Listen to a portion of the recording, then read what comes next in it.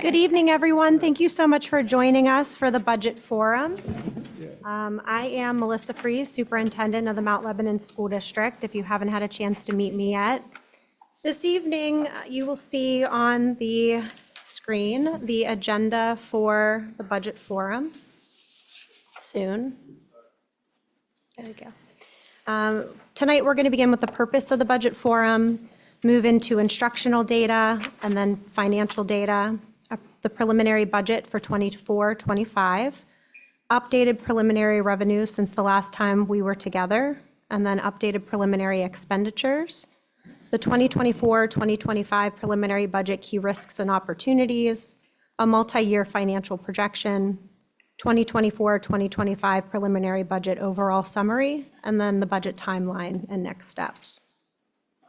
So to begin, the purpose of this evening is to provide district data relevant to the budget process, both instructional and financial, to review preliminary revenues and expenditures for the 2024-2025 school year, to review the updates to the revenues and expenditures since March of 2024, to review the preliminary budget key risks and opportunities, to review the potential impact on students and taxpayers, and to allow for public feedback on the budget. So let's get started with the data.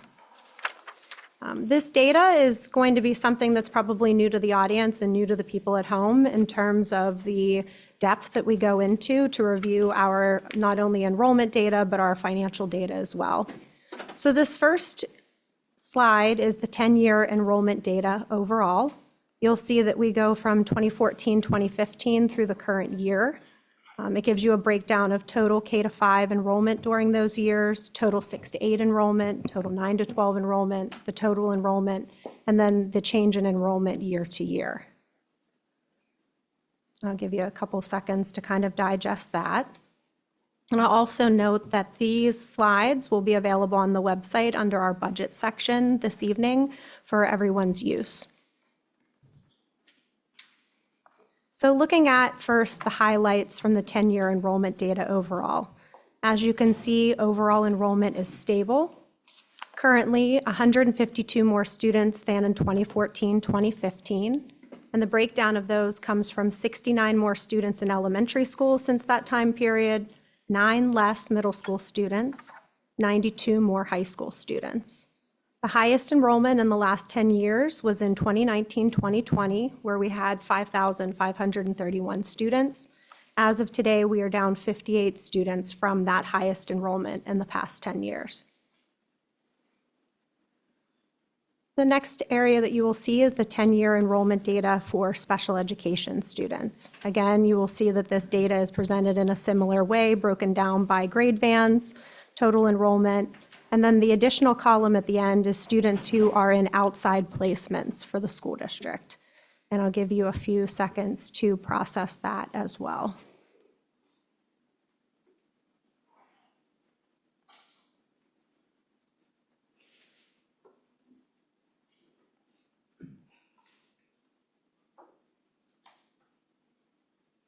So when we look at the highlights from the special education data, the first thing of note is that the percentage of special education students has increased from 11.3% in 2014-2015 of total enrollment to 15.25% in the current year.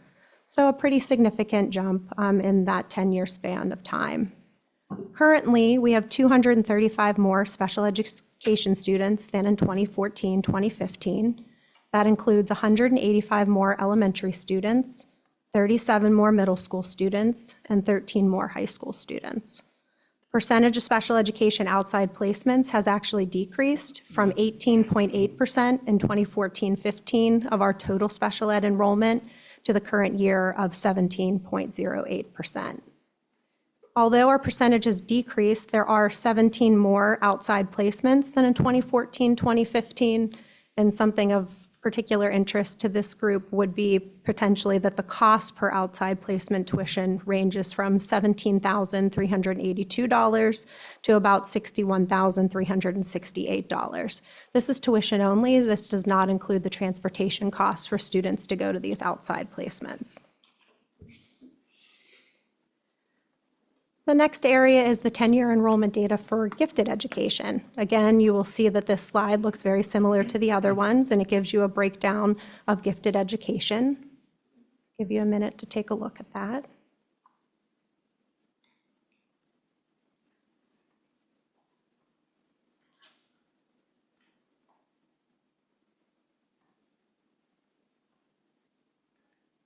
And you'll see from this data, the percentage of gifted education students has increased from 4.6% in 14-15 of total enrollment to 5.8% in 23-24. Currently, 73 more gifted students are within the district since 2014-2015. We have 3 less elementary students, 32 more middle school students, and 44 more high school students. It's important to note also that gifted education does not receive specific state or federal funding specific to the program. The next area is 10-year enrollment data for 504 plans. Again, the data is set up similar to the other slides.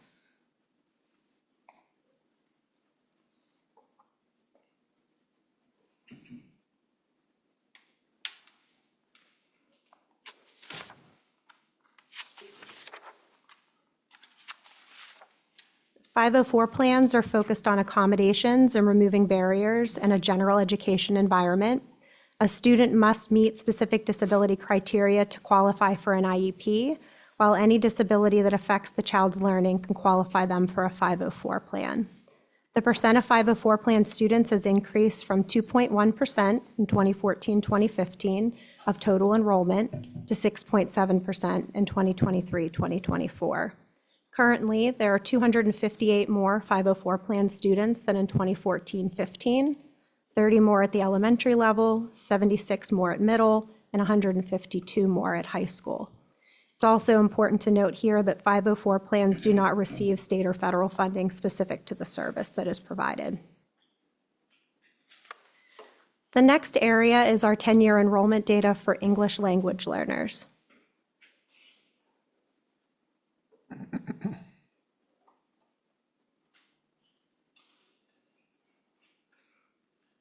As you can see from this data, the percentage of English language learner students has increased from 3.3% in 2014-2015 of total enrollment to 5.2% in 23-24.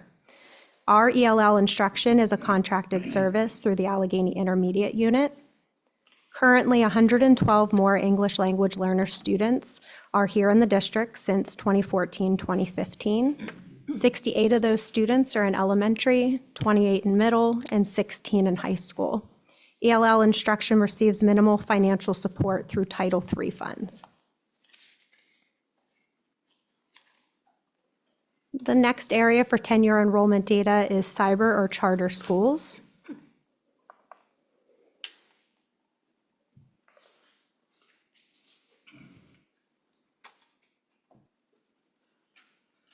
And basically what you can see from this in terms of highlights is that currently there's 34 more cyber charter students than in 2014-2015, 8 more at the elementary level, 9 more at middle, and 17 more at high school. Of the 49 students this school year, 36 are non-special education students with a cost per student of about $16,175. And 12 are special education students with a cost per student of about $29,088.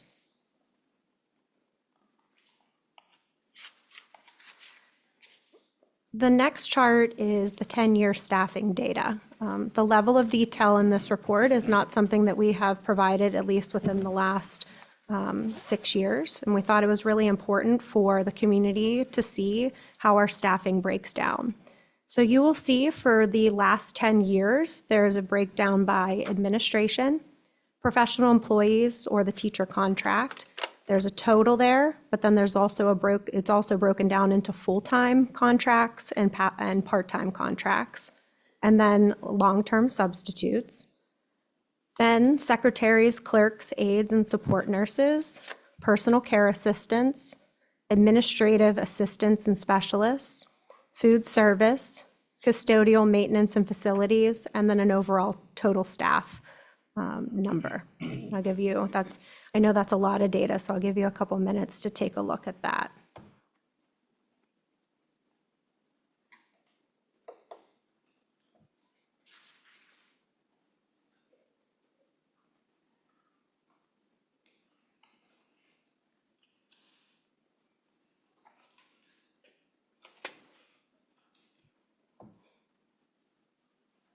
So just some highlights from the 10-year staffing data. There's currently 49 more total staff, than in 2014-2015. We have 11 more professional employees, 4 more secretaries, clerks, aides, and support nurses, 29 more personal care assistants, 7 less administrative assistants and specialists, 5 more food service, 6 more custodial maintenance and facilities, and then administration and long-term substitutes have no change. The student-to-teacher ratio in 2014-2015 was 12.3 and is 12.3 in 2023-2024. This number is calculated by taking the total number of students divided by professional employees that hold a contract, so teachers, counselors, social workers, any of our professional roles are within that number, and that gives you a student-to-teacher ratio.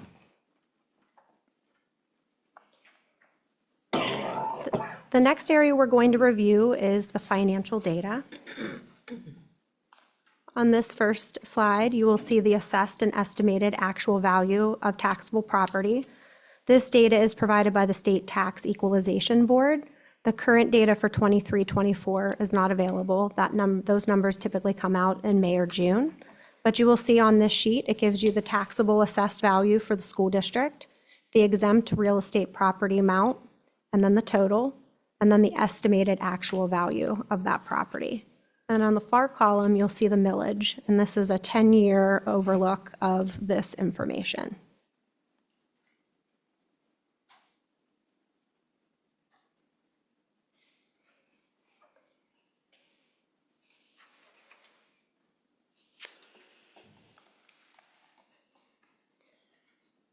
The next area financially to consider is the history of the PSERS employer contribution rates.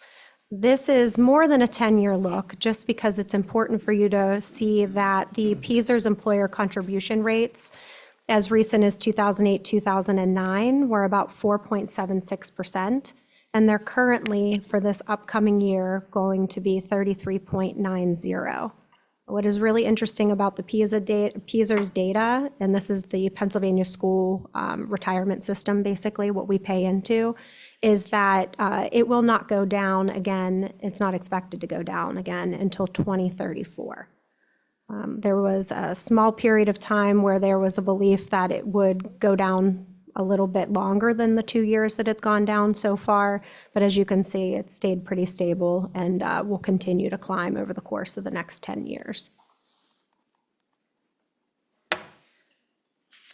So for this next sheet, there is a lot of information on here, and I'm going to break it down for you between this sheet and then there's a second one that gives us the more recent years.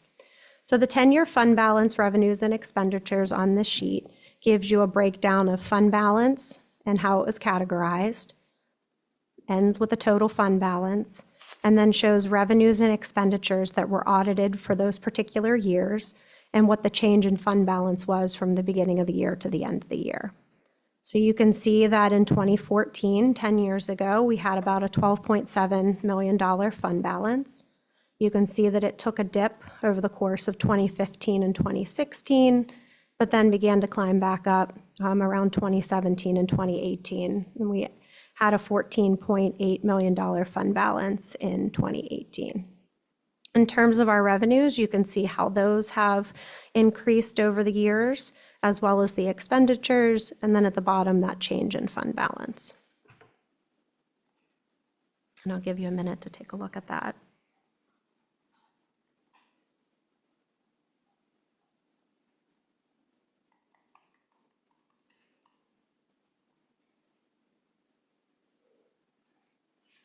So then taking a look at this next slide, it takes us from 2020 through 2025. Again, it gives you the same information as before.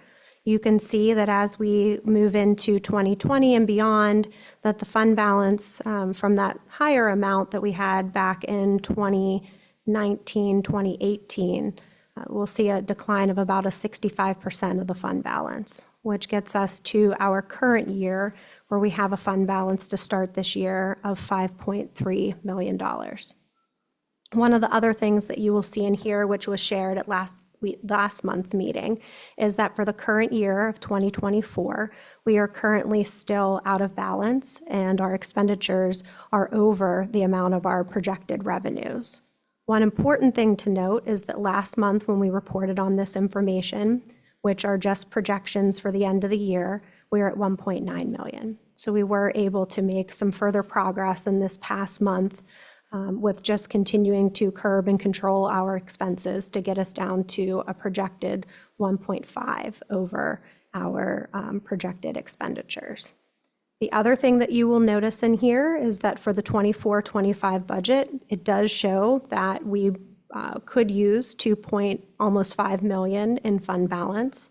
But I think it's really important for all of you to note, and you can see at the bottom of this slide, because I want to make sure it's very clear to the public, that this preliminary budget would leave us with a minimal amount of fund balance, which is not advised, and to ensure that the 24-25 budget doesn't rely on the use of fund balance, the district will consider all options, including furloughs, reassignments, program modifications, further reduction in curriculum allocations, not filling EDRs, et cetera, to not use the fund balance. It's also very important to note that these considerations are part of the preliminary budget and subject to change as further planning and analysis take place. This proactive planning underscores the district's commitment to ensuring the long-term fiscal sustainability of our district and aligning with state regulations and our dedication to transparency and responsible financial management. Another thing that you will note from here, as was shared in last month's meeting, that we do plan to raise taxes. It is proposed to raise taxes this year, and we'll talk a little bit further about that in future slides. So this is some data that we have not shared before in the past, but is really important for us to consider. As the superintendent, I was really interested in how we compared to other districts that are comparator districts. So this slide is going to walk us through the cost per student comparison from 2014 to 2022. This information was taken from the PDE website. The data is calculated by taking the expenses associated with function codes 1,000, which is instruction, 2,000, which is support services, and 3,000, which is operations, and dividing that by the number of students. Green denotes school districts over our cost per student, and red is under. So anybody that's in green, they've paid more per student for their education, and anybody in red is anybody that has paid less than us. And I'll give you just a couple of minutes to take a look at this before we talk about the breakdown of an analysis.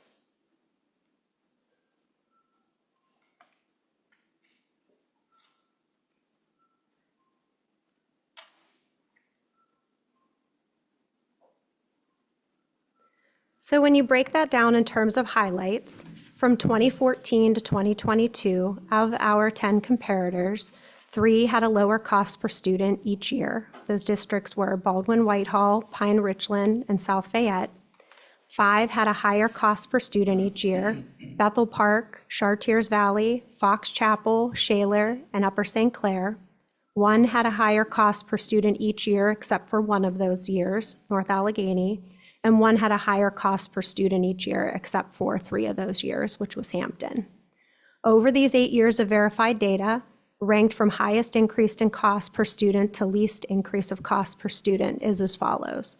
And so you can see that Hampton Township had the greatest difference with about $5,500 increase, and Baldwin-Whitehall had the least with about $877.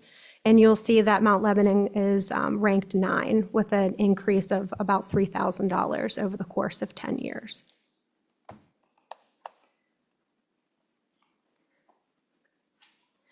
So this next slide, which connects to this slide on cost per student, is looking at cost per student for adjusted for inflation. So I'll give you a couple of minutes to take a look at that. When we look at this cost per student adjusted for inflation, we're looking at 2014 to 2022. It gives you a breakdown of the Mount Lebanon School District cost per student, the rate of inflation.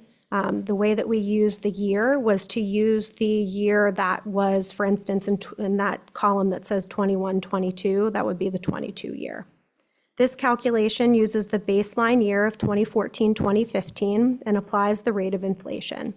After 2014-2015, the cost per student adjusted to inflation is used to see the compounding effect on cost per student. What this slide shows is that the Mount Lebanon cost per student has increased in line with consumer price index inflation rates. This one is color-coded to kind of show you how we were either under or over with the use of red or green.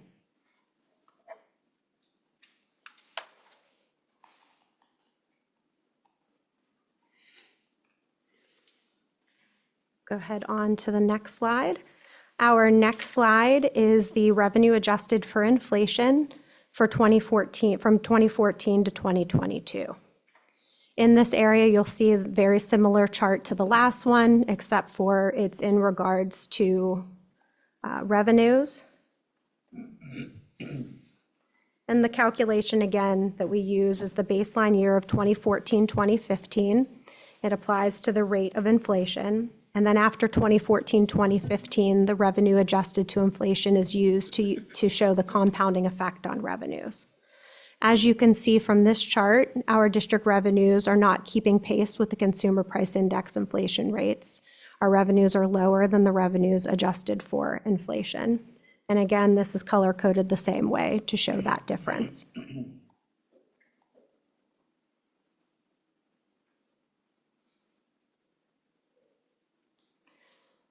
So our next area is expenditures adjusted for inflation. Again, the calculation is done the same way, and you will see that our expenditures are lower than the expenditures adjusted for inflation. And again, this one is color-coded to show that.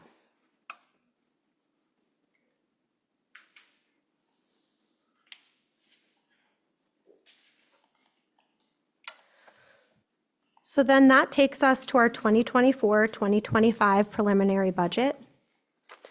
And as you will see from this first slide, these are our updated preliminary revenues for 24-25.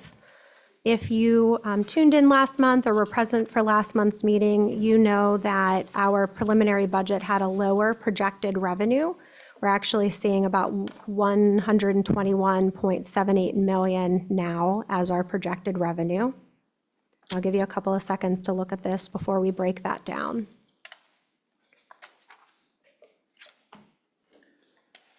And you'll see in this document, just so that I can walk you through the chart, you have your local revenue sources to the left. That basically shows you from the budget in 23-24, the estimated final for 23-24, the preliminary budget for 24-25, the estimated final for 23-24 versus the preliminary budget for 24-25. And then it looks at in that final column, budget 2023-24 versus preliminary 24-25. When we do the breakdown of the summary of these preliminary revenue updates, the changes in revenue since the preliminary budget presentations in March have increased by $1.26 million due to the governor's proposed first-year adequacy investment focused on basic education funding and special education funding. The adjustment to the proposed local revenues of the middle school, high school participation fee. For middle school, it would go from $20 to $50 per year, and for high school, from $40 to $75 per year. The student parking fee would raise from $75 to $100. And then tickets to athletic events would increase $1 per ticket for all ticketed athletic events.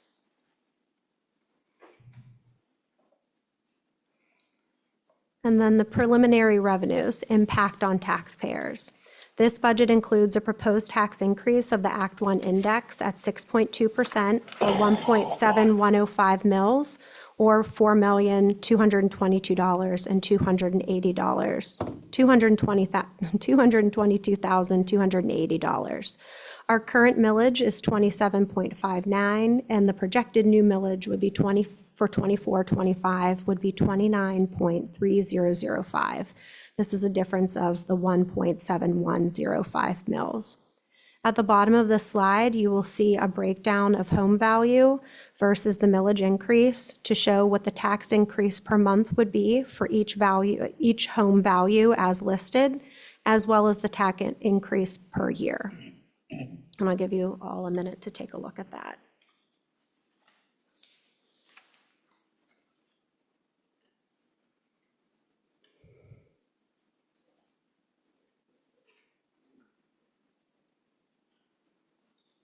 So our next area to look at is the updated preliminary expenditures.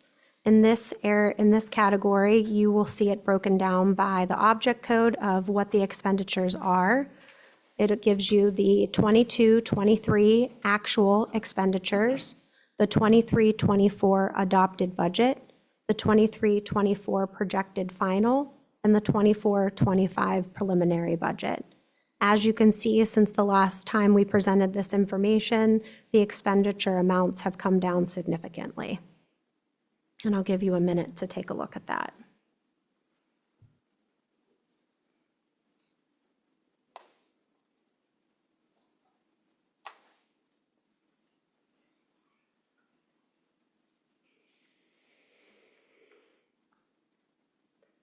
The summary of preliminary expenditure update shows a change in expenditures since the preliminary budget presentations in March has decreased by $3.28 million due to attrition of staff due to resignations or retirements, return of teachers on special assignment to the classroom, further curtailment of contracts and applications, further cost savings on the new transportation contract, proposed transportation contract, delay in computer refresh and replacement cycles, creation of a replacement reserve for classroom technology, removal of building substitutes, removal of EDRs for middle school and high school intramurals. This does not mean that the program will not be offered, but it will be offered at a cost.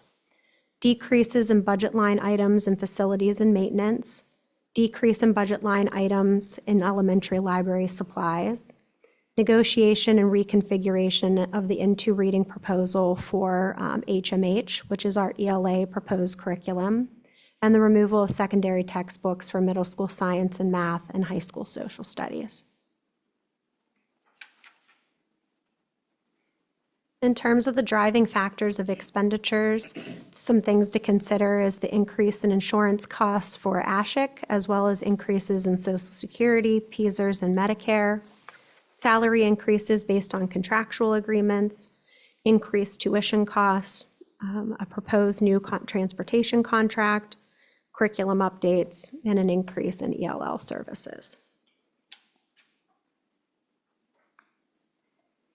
And that brings us to our preliminary budget key risks and opportunities. These are broken down by risks and opportunities as we move into the 24-25 school year. The risks begin with interest rates can be affected by future Fed actions that can impact us both positively or negatively. State funding for basic education, special education, and grant funding.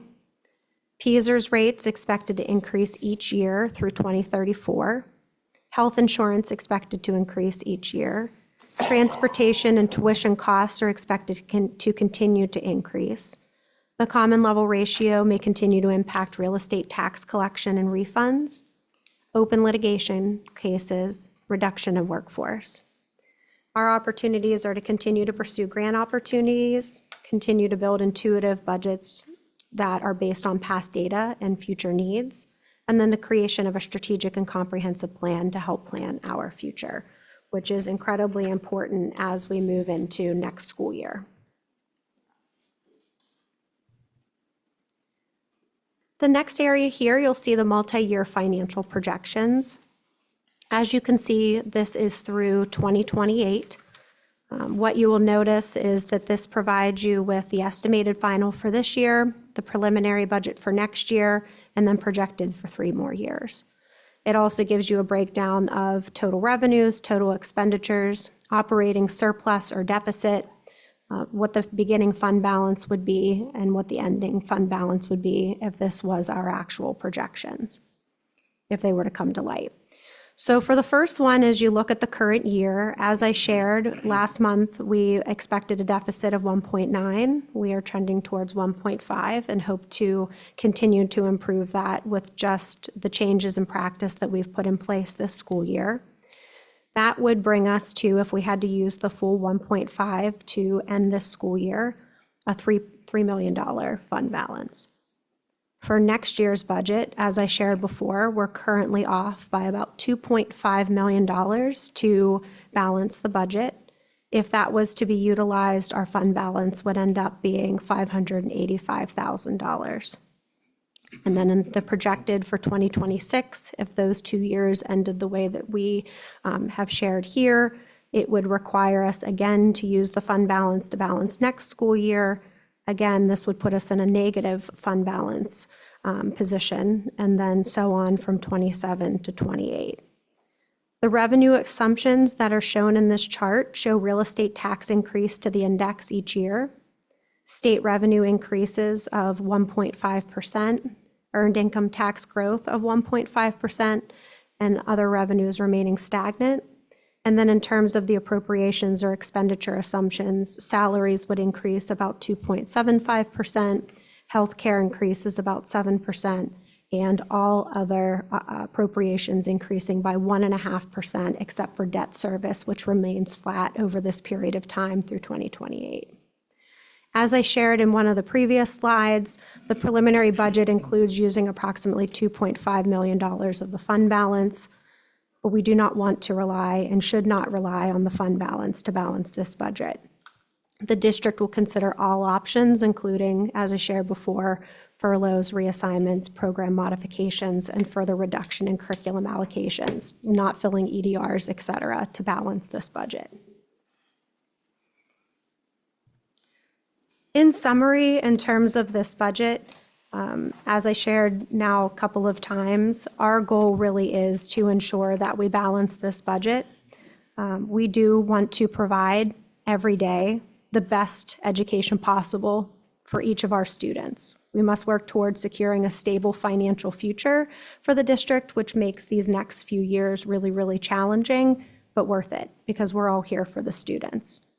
Like many districts across the nation and the region, Mount Lebanon is facing considerable rise in costs in insurance, tuition, transportation, and inflationary costs that we have to consider and plan for, with the ultimate goal to not just balance a budget, but to create a sustainable business model for our school district moving forward.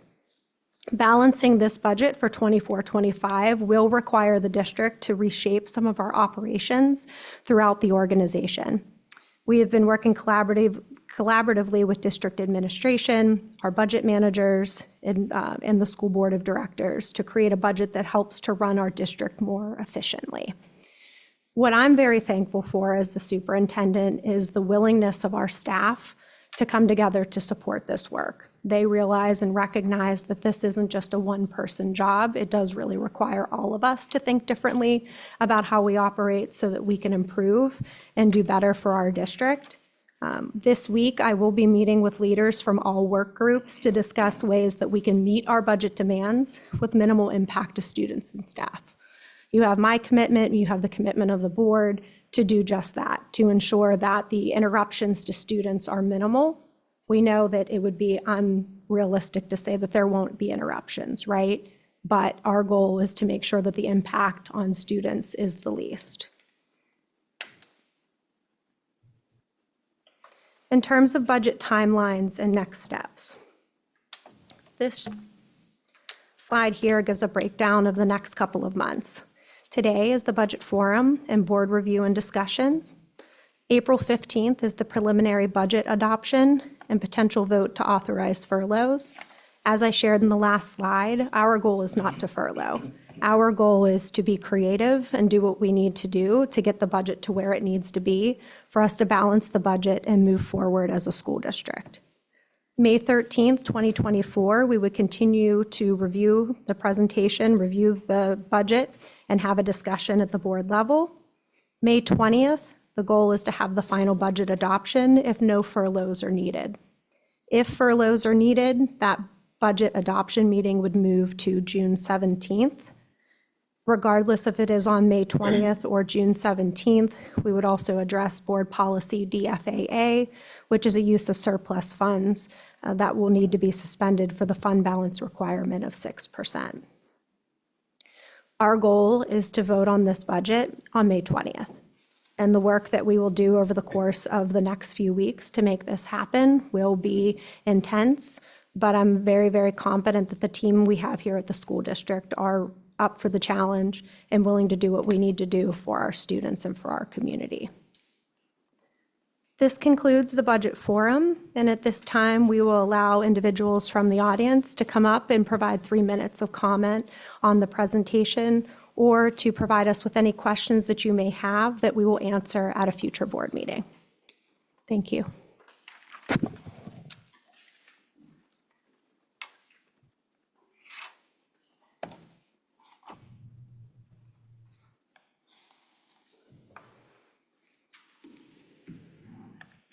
Any speakers?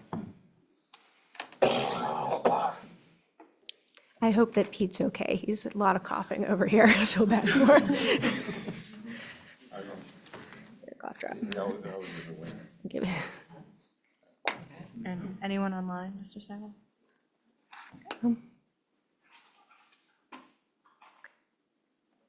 Great. Well, thank you all so much for coming this evening. We appreciate it.